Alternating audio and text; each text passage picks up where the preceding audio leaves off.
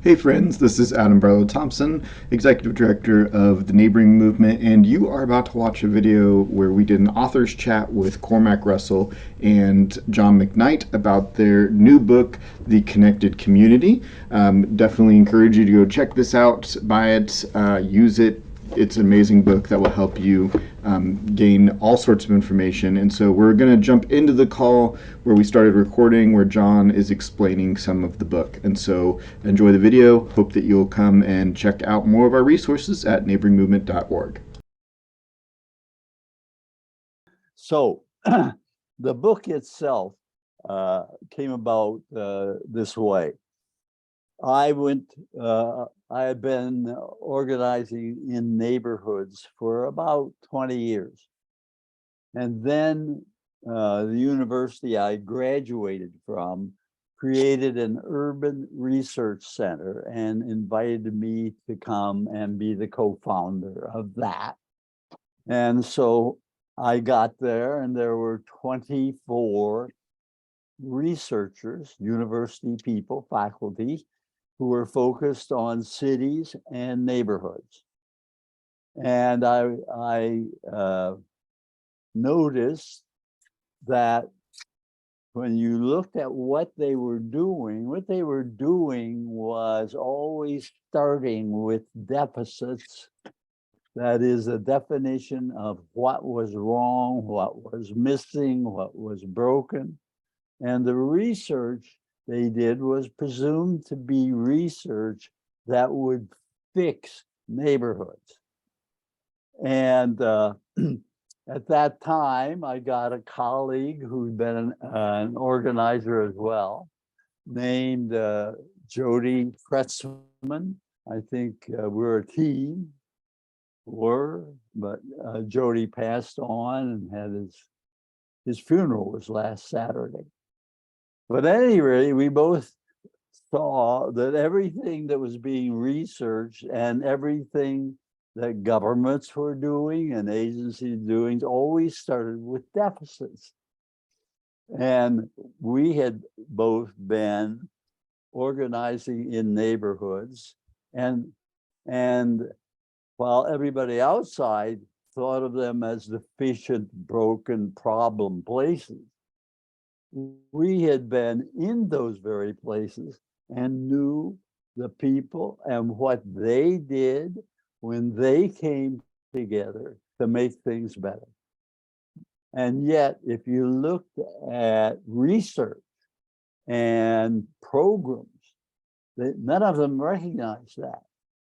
And so Jody and I thought it'd be a good idea to do a different kind of research.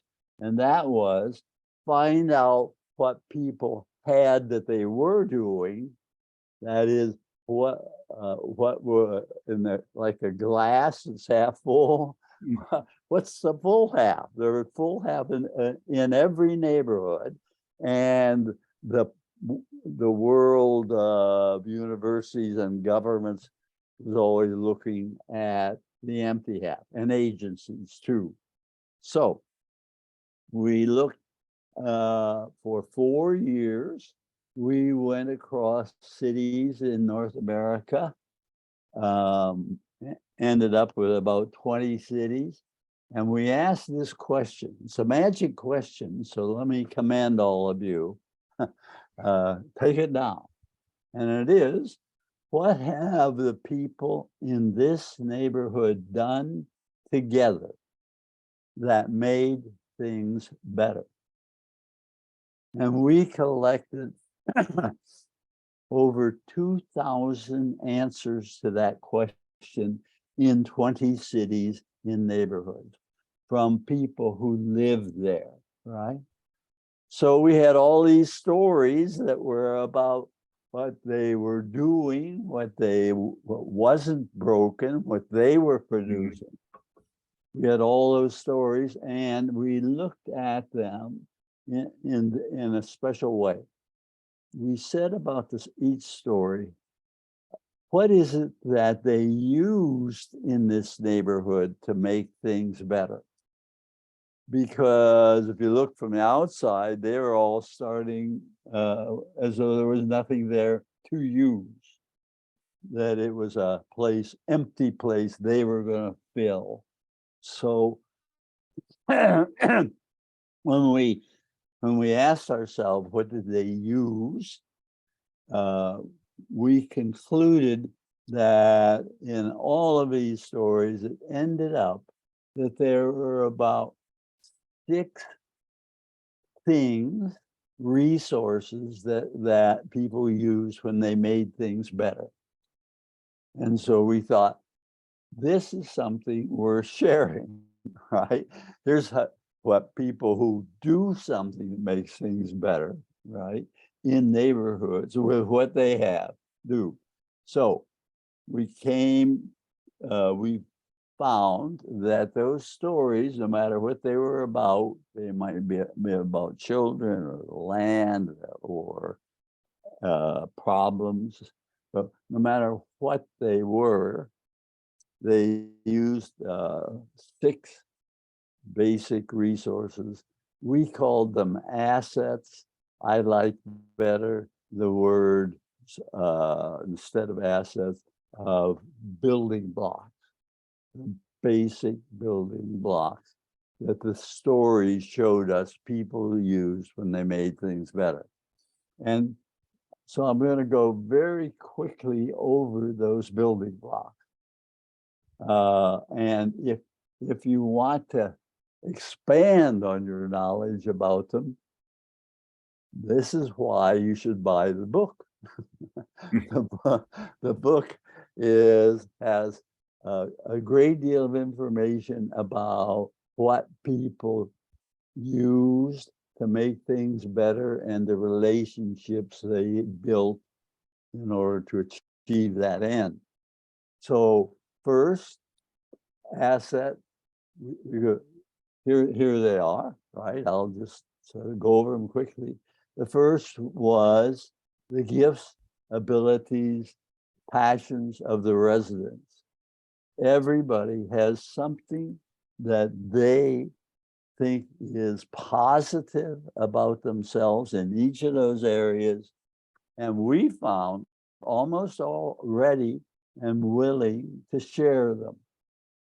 So the first is the gifts and talents and abilities of local residents. The second is associations. And by that, we mean clubs, groups, organizations that people have locally that they use to come together and share gifts, share capacities in order to make things better. The third is local institutions appeared in the story, but the ones we learned about were small and were present. They weren't downtown. They were a local hardware store or a local YMCA or a local post office or even a local school. So they were assets in the neighborhood, but what made them assets was they basically were under the control of the people in the neighborhood who were organized through their associations to get things done. Fourth is exchange. By that, we mean that we found going on in neighborhoods all the time, sharing, giving, trading, borrowing, exchanging, buying, and selling. And whenever that process of exchange happened in the neighborhood, between parties in the neighborhood, rather than going outside and buying something, rather than using the assets locally, that's not what we meant. We meant exchange where the money or the asset or the contribution circles in the neighborhood. Fifth is the place itself. A neighborhood is best we have come to understand as a place where the people grow out of the neighborhood. The people are appropriate. They fit in a neighborhood. They don't waste it. They don't mistreat it. They help it generate and provide them resources. And the last asset is stories. And stories have at least two characteristics, the kind of stories or neighborhood stories we're talking. First is they are the place where a neighborhood stores the knowledge of what they have done and what worked and what didn't.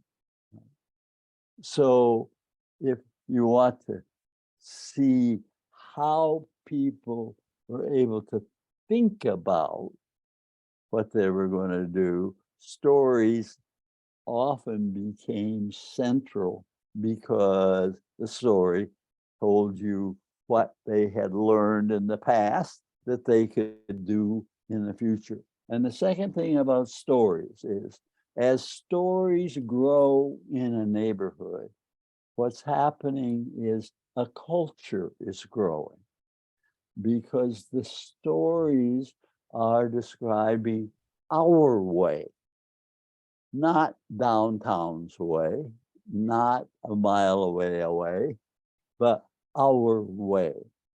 And so when you use these assets, you are using what you control, and the story reminds you of what it is that you did. And as the stories grow, we call what you have is culture. So that quickly is what the book, what we did. We took that then and put that information all in a book. And the book is called Building Communities from the Inside Out. And it just took off. About 120,000 of those have been sold, and another 20 some given away. And so that was the seedbed for the asset-based community development institute. Now we've come 30 years since that book was published, and we've learned a lot, right, that we didn't know when that was done. And so this book that we're talking about now, the connected community, includes the kind of information I just gave you, but it extends well beyond that and provides much more effective ways of using assets and understanding what they are. And so I mentioned what the building blocks are, and I wonder, Cormac, it doesn't make any difference if you have a bunch of building blocks if you don't know what you're going to do with them. What do you want to build? And I think you could fill people in on that. Yeah. Happy to do that, John. I just want to check with Adam. Did you want to keep flowing with any other questions, or are you happy for me to do that? Yeah, go ahead. Okay. So one of the things I was thinking about, actually, as a hook into this is Norina Hertz has written a book recently called The Lonely Century. And I'm going through that at the minute. And one of the things that really strikes me is most of the stuff that I'm reading about problems, whether it's loneliness or, ecological disaster that's befalling the world or whatever it might be, they all seem to, in my mind, they're all miles wide, but in terms of depth, they're only inch deep in the everyday experiences of people's lives. And I think that's the big issue. It's one of the reasons why there's so little trust, actually, at the moment in politicians and institutions. because you only grow trust at the speed of trust, and the world just feels like it's going uber fast into a kind of a giant, bigger and bigger solutions that are really more and more distant from our lives. So we wrote a book, and I think it's important to say this. We wrote a book that essentially says there's another way, and it's inch wide, but mile deep. And it's called Your Neighborhood. So you can go and try and change the world. Good luck with that one. Because most of what people actually get involved in everyday life is quite close to their doorsteps, and it's around who and what they care about. Okay. So if we're going to get impact beyond our friendship networks and our families, and not spend all our time trying to innovate at work, then the other space within which that might happen, that inch wide space, is called the neighborhood. That's a primary unit of change. So take loneliness, for example. What's interesting about loneliness is when you actually get down on the ground and you do community work, relationship work, which I think the folks on this call do. So you're actually in a neighborhood, and that's where your shoe leather is meeting the sidewalk. What you encounter is not just people who are labeled lonely, looking for a program or service, but people with a story, people who don't want or are fearful of being a burden to their family. So they'd rather live in social isolation than maybe reach out and say, I'm lonely, can you help me? Because not alone do they not want to be a burden, they also don't want to feel needy. They want to feel needed. And this is a really interesting thing, I think, because what we can say to lonely people who want to be needed is actually you are in a neighborhood. You may have been, laid off work because you had various issues that, at an occupational level meant you couldn't work. You may have lost all kinds of connections as a result of that. But in the neighborhood, regardless of how lonely you are, what impairments you have, what your history is, you can make a really important contribution to creating a backyard revolution. And so another way of saying that is there's work to do in the neighborhood that is different than the work that we do in our families, albeit it's complementary, and it's certainly different to the work that you do in a job where you're paid. And so in the book, we talk about these community or neighborhood pieces of work, this purposeful way of being in the world, right? And John is pointing up to what we call them functions. So if you link what John's just said, what John's saying was, we know we have an abundance of assets in the neighborhood, but how are we going to tap into those? Well, we're going to tap into them because people say, hey, I really care about doing something around the fact that there's 6 older people in my neighborhood, all lonely. And what I'd really like to do is not just treat them like they're people to be rescued or they're needy, but I want to have a different conversation with them that says, hey, you've got gifts we need, you've got contributions we need, and there's work to be done here. So we're not inviting you to a lonely lunch club where you can get together with all of the other lonely people, right? And get a good social worker who knows how to deal with odd folks like you. We're saying, no, come home. There's work to be done. And beneath that label called lonely are a whole bundle of gifts. So as well as those gifts and those functions, you say, okay, well, you've also got neighbors. There's people in the neighborhood. Now you say, well, what are we for? Like, what is a neighborhood for? Why don't we just all live on the side of mountains on our own? What is it about the human condition that we've gone ahead and organized in these small bounded ways? Well, we know in the neighborhood, there's kind of a repository or a hosting of assets, but there's also work or functions to be done. And I want to briefly list those, and then we can go on to other conversation points. Enabling health. So we know that, take loneliness, we know that loneliness is worse for our health than smoking 15 cigarettes a day or not exercising. So if we connect and we build associations, whether we're lonely or we're just living our everyday lives, but we're actually in association with 6 of our neighbors, that just being in association with 6 of our neighbors is dramatically reinforcing of better health and enabling of us to be resilient at times when we're unwell. So we're healthful creatures. We're not just consuming health, we actually produce it. We also know that's true when it comes to safety. Recently, I was speaking to a gentleman who runs a rugby club in the west of Wales. And he lives in a neighborhood where a lot of people are quite isolated. They're actually living like prisoners in their own home. So he started organizing the practice for the kids in the actual neighborhood at night. He asked those that were in their homes to turn on their lights and make cups of tea and coffee and come out. And he set up what he jokingly called an escort service. This is where the kids would escort the people who were previously prisoners of their home to go to the pub or go to the pharmacy or go to the local supermarket to purchase what they want. Here's a guy who's showing up, right? He's figuring out that the issue here is disconnection, but he's creating security. There's no amount of police in the world that can knock on every lonely person's door and go and do their shopping, and it wouldn't be appropriate even if they could. That's a neighbor work.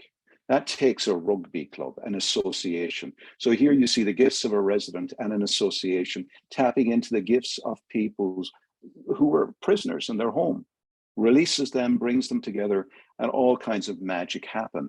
A number of those young and old folks who have gotten together to create security are now also doing things that are really important for the ecology. So they're starting, 1 or 2 have started to create pea patch gardens because they've recognized that they live in a very harsh environment and they want to replant. A number of others are actually doing seed swaps and actually planting different kinds of seeds throughout the neighborhood. It's a neighborhood with a lot of economic challenges. So a lot of people live in this neighborhood right now who are struggling to make ends meet.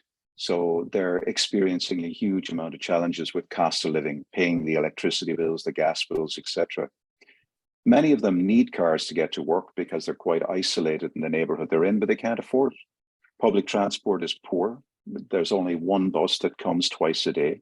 And so they're really isolated from all kinds of opportunities.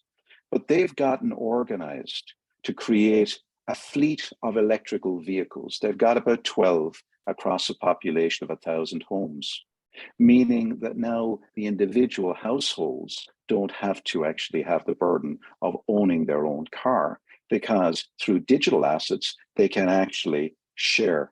They've, there's all kinds of cars, but there's also 2 trucks, a motorcycle and a Vespa.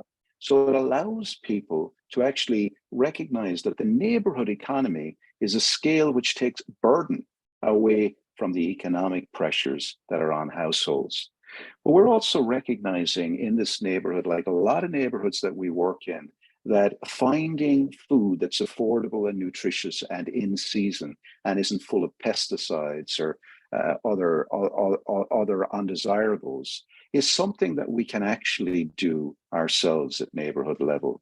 So we're now starting to see initiatives emerging in this neighborhood, like initiatives around beehives, returning bees, returning salmon to the river. What people are trying to do is they're trying to create food sovereignty and not just address food poverty, where people have a sense that they're the producers of the food and not just people who are lobbying for better shops and services. One of the things that really strikes me most of all in the work that I've done, and we've worked across 36 countries, so we've seen thousands of neighborhoods and rural communities do this, is that everybody agrees it takes a village to raise a child. But in Shreveport, Louisiana, they went one step further. And a year ago, when 23 children were arrested in a local school there over the period of 3 days, where there were ongoing riots within the school, 40 dads stepped forward and said, we want to do something that creates some kind of an alternative education experience, because we don't think that children can be educated in school. It actually takes a village to educate a child. And so those 40 dads actually went to the school principal and said, how about you allow us instead of having a security team that are, essentially scaring our kids, how about you allow us to be on the halls? And as kids are coming out and going from one class to the other, allow us to love them, allow us to connect with them with bad dad jokes and high fives, to let them know that the village elders have not gone away. We have tried helping these kids with counselors, with security guards, with police. We've even handed them over to gangs. Now we want to say to them, we will love you back to peace. We can't do this without you. We're not vigilantes, we're vigilant elders, showing up, doing the work that we can only do. I'll tell you something, my friends. It took all of 25 minutes of those dads being in those halls for those boys to know they were safe and that they and their community were being held. It's not about more therapy. It's not about more security. It's not about scanning kids for guns. It's about love. And it takes a village to do that. That's about care. And creating a culture of care is work. Beautiful work. It's work of the heart. But if we don't do it, it will not get done. There is no proxy for it. There's no institutional surrogate for it. There is no pill or injection that is better for our health, wealth, and power than the power of community. But it's our work to do. And if we don't do it, we will suffer. If we do, we'll open the keys to the good life. That's what this book is all about. Dang, Cormac preaching here on our Zoom call for us. Thank you for sharing such passionately this amazing story. We have had, as part of our registration, a chance for folks to offer questions, and I'm going to remove our spotlights and bring us back to where we could see the whole group here. If you're in the gallery view, you'll be able to see many faces. And I invite you, if you have a question that you'd like to ask that you didn't get to ask before, to use the raise hand feature. And so you can, down at the bottom of your screen, there's an option to raise your hand if you have a question, and then we will call on you to unmute and ask your question. And while we're waiting for questions to come in live, I'll ask some of the questions that were given to us through the registration. So John, Cormac, either one of you can answer these. And the first question is, what was the most joyful aspect of writing this book? Go ahead, Sean. Well, we did it long distance. We did it pretty much during the COVID era, and we did it by computer, and we would talk together, and then Cormac would give it a little more order than our talk had. And then we'd look at what we had, and finally we'd have a chapter. And that's the way the book got written. Well, I look forward so much to our weekly chats where we saw what we had sort of created and tried to make it even more useful. So for me, it was just the fun of being together weekly and moving forward to have a book. Yeah, sounds like it's almost like a book that captured a conversation that happened over a long period of time. You've got it. That's awesome. Nicely put. Nicely put. And Adam, for me, similarly, working with John, I've known John over 20 years, and I would say that I have a deep, deep love for John as a person, and also for what he brings to the world, the way he shows up. So it's just so much fun to sit and be together, albeit via Zoom, and then to use that connection, that deep connection we have, to use that privilege, if you like, to start featuring stories that hardly ever get featured. So in the opening of the book, we say there's no Hollywood endings here, and there's no Hollywood stories here. These are stories about people who largely do not feature in mainstream popular, narratives, but they're the stories that so nourish, the teller, the receiver, and hopefully the reader of these books. So it was a great opportunity as well, I think, to use our very, very fortunate place in the world whereby we can share, we can write, to actually feature those that we're learning from. Because all we did really was act as a scribe for hundreds of neighborhoods. And I think there's nothing in that book that anybody who has spent time traveling around as many neighborhoods as we have wouldn't know already. So a lot of it is just that scribing, that coalescing.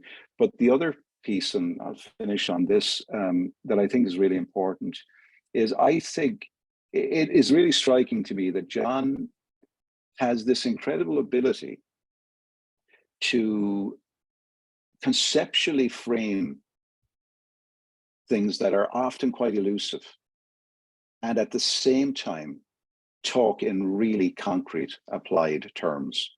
And I like to think similarly, I think that way too.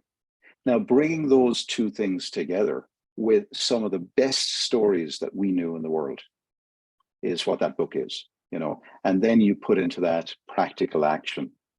So that, for all those reasons, our Monday chats became a feature and a highlight for both of us, and they continue to be. We've kept the tradition alive. That's fantastic. That's great. I encourage anyone who has a question to feel free to raise your hand, and we will take it live if you have one. If not, I'll do a couple more of these. I think we'll have time we're going to do a little bit of breakout rooms as well to have you all talk to each other about your response to what you've heard so far. But here's another question for our authors. Who was the intended audience for the book, and do you feel like it's reached that audience? And who is maybe an audience that it has not reached yet that you hope would take this in? I think that the intended audience was people who live in a neighborhood, right? And secondarily, it is and has some advice for people who are in institutions who want to be supportive of community-driven development.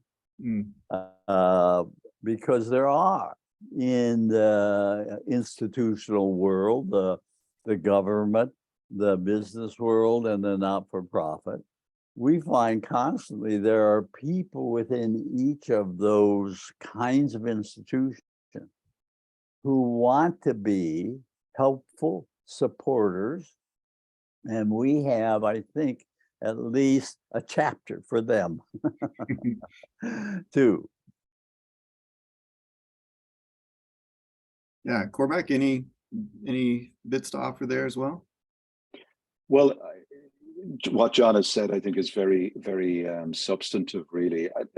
What I think we're learning now is that people are running with this in all kinds of ways that certainly I wouldn't have imagined.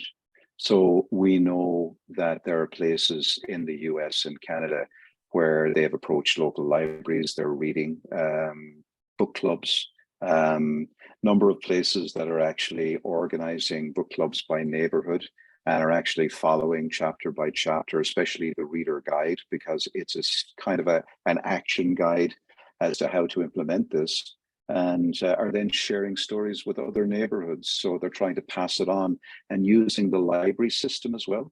So getting their libraries to order books, especially in neighborhoods where, buying 10 books might be a challenge economically.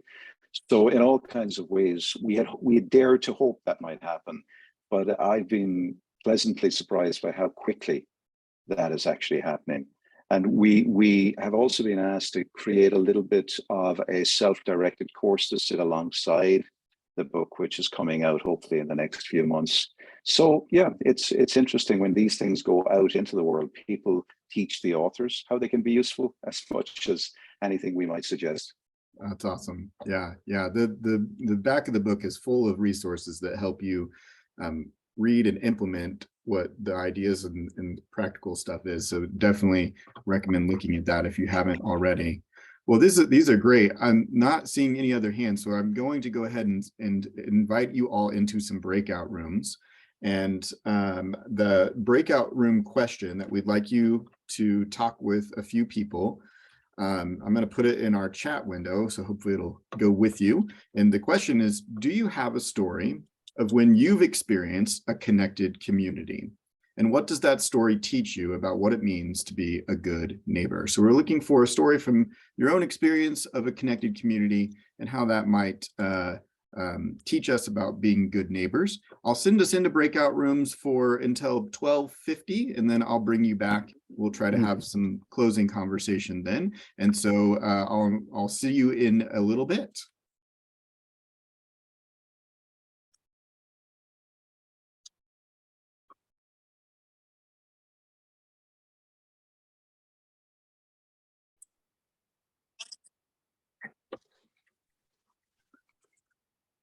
Welcome back, friends. Hopefully you had good and meaningful conversation. I'm going to do one of our favorite things at the neighboring movement is invite you to brag about someone you just met. And so if you learned something or if you heard a really great story and you want to brag about a person that you just met, would someone raise their hand or just unmute and we can take a few of those?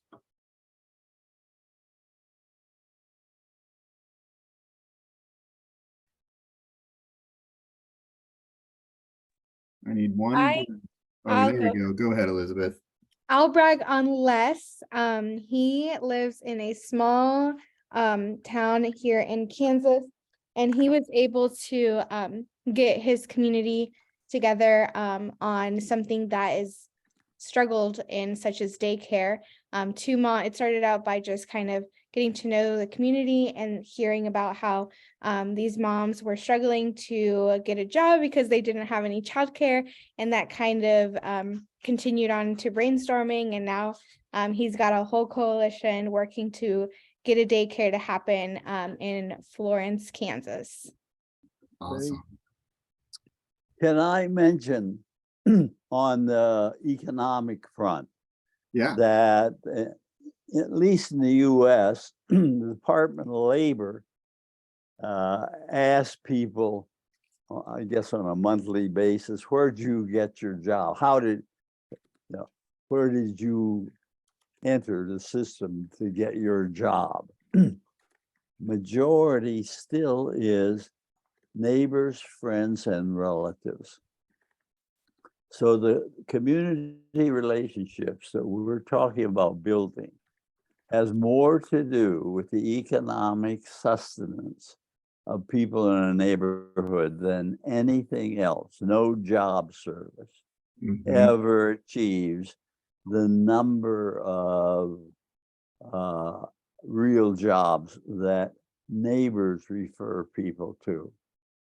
That's awesome. The actual statistics from the ONS market survey that John is talking about is that you're 25% more likely to get a job if you're in a deep connected community than you are with all of the services that are available. Obviously, both help too. Yeah, that's amazing. Yeah, so good. Eileen, you want to share your story? Yeah, I was in a room with Amy and you, Dana, and we were talking about how with their neighbors, like you don't need to know their middle names, like it's weak ties, but they've been in their houses for like 18 years, 20 years. So it's like established, known relationships. And I was just saying, like, I'm so jealous. I can't wait to like find my house and like contact them in 15 years and have those same experiences where you can count on each other and give each other rides to the hospital. And it was just nice to hear that they love their neighborhoods. Yeah, that's so good. This may be originated from John or Cormac, but I heard it first from Howard Lawrence, who does this work in Canada, and he's created a network of people working in their neighborhoods, and he says weak ties create strong communities. And so you're right. We don't necessarily have to be best friends with all of our neighbors for this to work, but weak ties that you know their name, you know how to contact them when you need something. Those are the kind of things that really we're talking about here. Any other, maybe got time for one more? Christian. I got to meet Christina and Ryan, who are in the process of forming their own kind of neighborhood organization. And I got to talk to John a little bit more, and just about his book a bit. And then he also advocated for me and for Christina and Ryan to look up the Nebraska Community Foundation. Kind of, I guess, concerning all sorts of kind of local funding for all sorts of different things. So that was pretty cool. It was good to meet him. It was good to listen to you guys talk. Very much appreciated. Awesome. Great. Well, I know that there was many helpful and good conversations. Feel free to continue to reach out to us. As we close, there's a few things that I want to make sure we highlight. So first, I'm going to put a link in the chat. If you are looking for the book and would like to purchase it online, there's a link there to where you could do that. And then I wanted to highlight for you that the Neighboring Movement is going to host a book club around the connected community. And some of our facilitators in our projects are going to help lead that. Some of them are on this call, and so thank you to you all. And the link to join that book club is here. I don't know, Amy or Jessica, any of you want to say anything about the book club? Put them on the spot here. Well, they're wonderful. Go ahead, Amy. I was just like, I'm excited to work through the book. I think just trying to figure out some of these concepts have been rattling around in my brain for so long that to really get a little bit of a deeper dive and be able to work together on how we make it come to life in our communities is going to be fun to do in a group setting. So looking forward to spending time with hopefully a lot of you. Yeah, we're very excited to have a lot of great partners and really skilled leaders in our network, and so they're going to be leading that book club. If you want to join that, we've limited it to 40 spots so that there will be breakout rooms within the call where you can have more meaningful conversations. In each of those breakout rooms will have a facilitator. So we'd love for you to be a part of that if you have the time and space to do so. And then we always want you to stay connected with us as much as you can. And so the Neighboring Movement has lots going on, and we're always excited to hear more about what you're doing in your local spaces. You can check us out at neighboringmovement.org, or in most social media places, we are at the Neighboring Movement. And so we'd love for you to find us there. John, Cormac, any last thoughts before we end our call? I want to make a plug. Go ahead, plug away. Our book is called The Connected Community. And there is a site called ABE. AB is in boy, E, Abe, right? And if you go to it, we love it because it's an ABCD activity. A whole bunch of little independent bookstores across North America and England, I understand, have set up this site where you can get your books from them rather than the big system.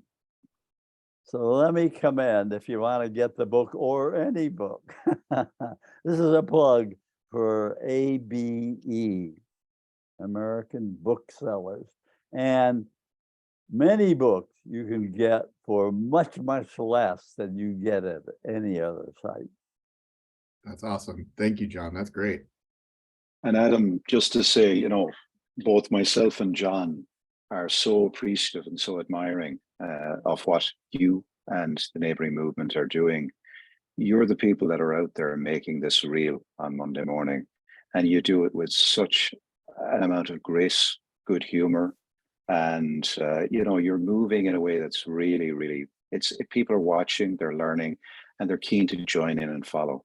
So thanks for being great models of this way of living, this way of being, and thanks for being such a powerful expression of what we're talking about in principle. So continue to stay in trouble, folks. Continue to have fun with us, and joy is allowed. The world may be falling apart, but we're all it has. So let's stay together. Well said. Yes, we are called the Neighboring Movement, but that is because you all are the movement. And when you go out and meet your neighbors and make connections and do good in your communities, the movement grows. And so thank you for being with us today. And we'd love to hear your stories of how you use this resource in your local space. Thank you all. And until next time, happy neighboring.